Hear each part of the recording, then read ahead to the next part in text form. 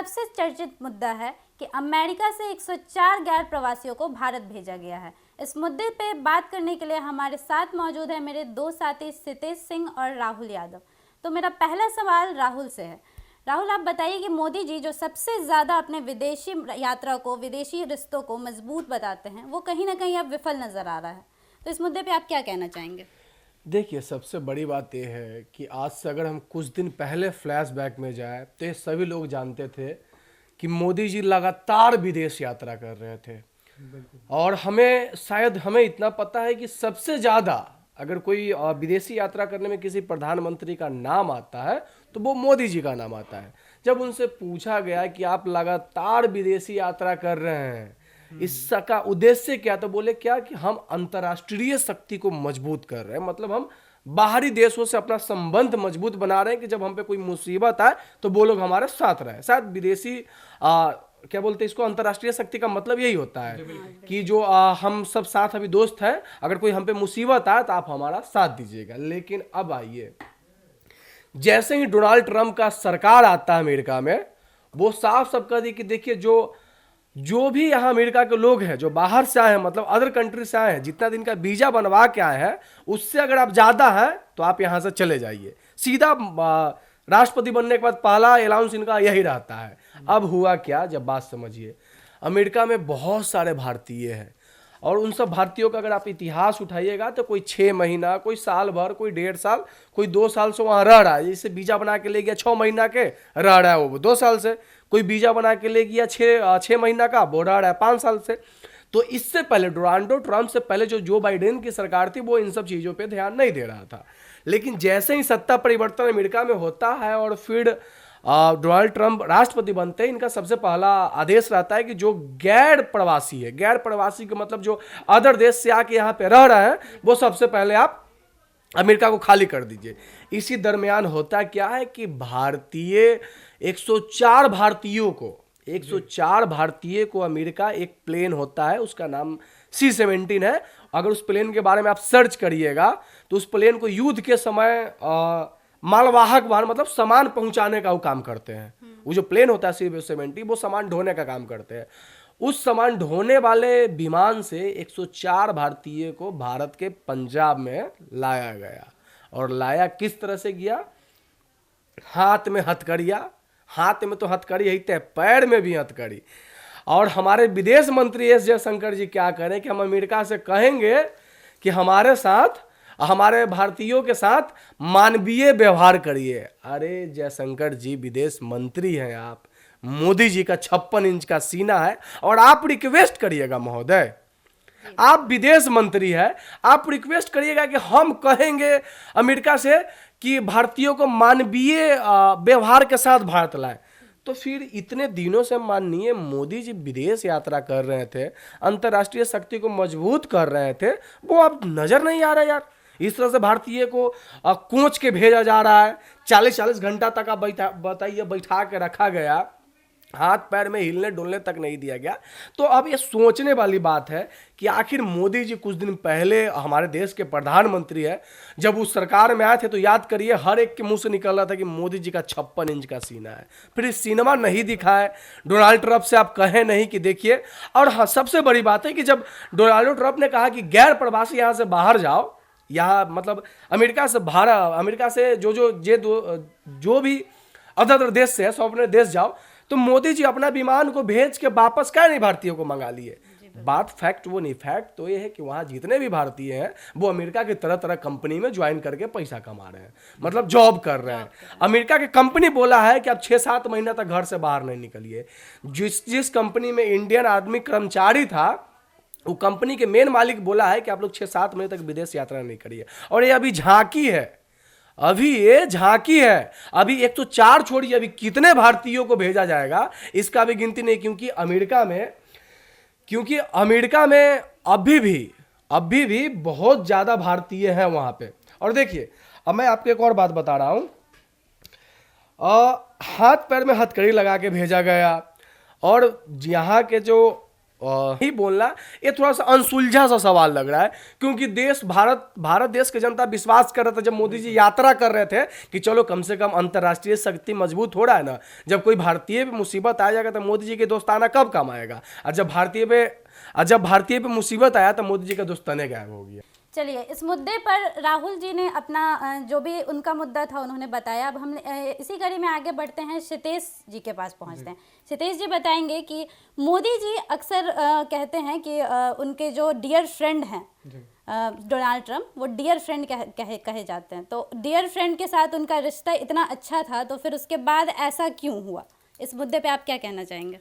देखिए, सबसे पहली बात यह है ना कि मोदी जी डोनाल्ड ट्रंप से, जो बाइडन से ज़्यादा करीबी इनका डोनाल्ड ट्रंप के साथ रहा।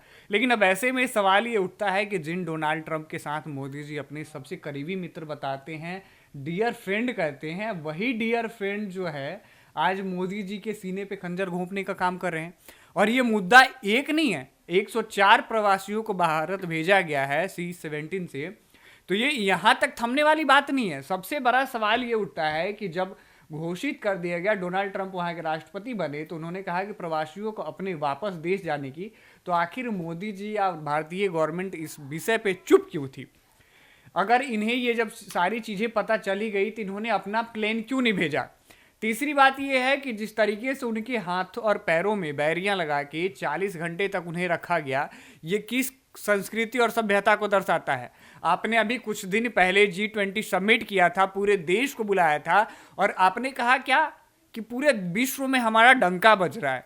ठीक है, डंका बज रहा है, अच्छी बात है, आप काम कर रहे हैं।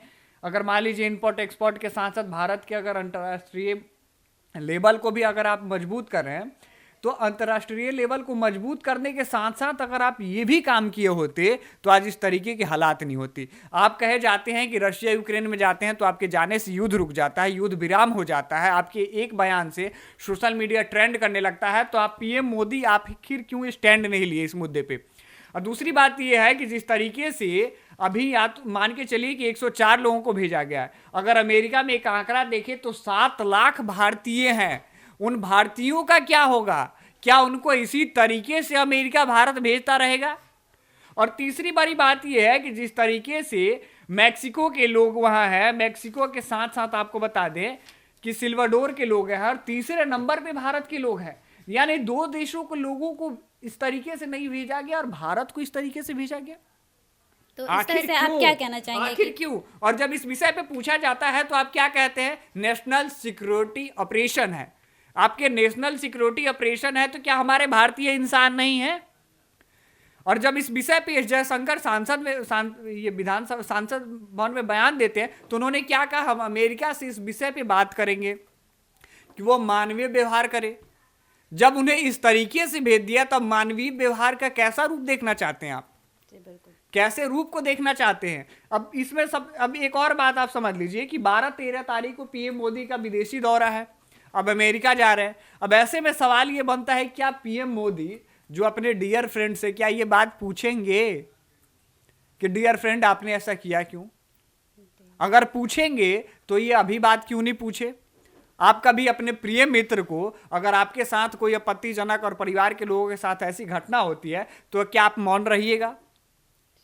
विपक्ष अगर इस बात को अगर सांसद भवन में उठाता है तो विपक्ष की बातों को कटाक्ष करना शुरू कर देते हैं। लेकिन ये बात सिर्फ 104 भारतीयों की नहीं है, ये बात उन 7 लाख भारतीयों की है जो अभी अमेरिका में टकटकी लगाए बैठे हैं कि भारत की ओर से इस पे कोई आधिकारिक प्रतिक्रिया दिया जाएगा। रशिया यूक्रेन का युद्ध हुआ तो आपने प्लेन भेज दिया, उन्हें बुला लिया गया, युद्ध रुकवा दिया, आप उन लोगों को बुलाए। तो आखिर जब यहाँ अमेरिका ने स्पष्ट कर दिया कि जो अवैध रूप से प्रवासी रह रहे हैं वो अपने देश चले जाए, तो आपने क्यों नहीं उनसे कहा या फिर उनसे अपील क्यों नहीं की?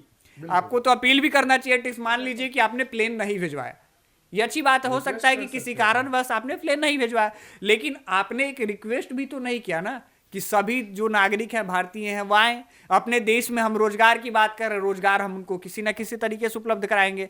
आप कहते हैं 2 करोड़ रोजगार दे देंगे, इंफ्रास्ट्रक्चर को बढ़ावा दे रहे हैं, इंटरनेशनल एक्सपोर्ट आयात निर्यात को बढ़ावा दे रहे हैं। कहाँ आयात निर्यात को बढ़ावा दे रहे हैं? बढ़ावा क्या दिया जा रहा है? देखिए सिद्धेश जी, आपने एक बात कही कि 104 भारतीयों को तो भारत भेज दिया गया, अब क्या कहिएगा?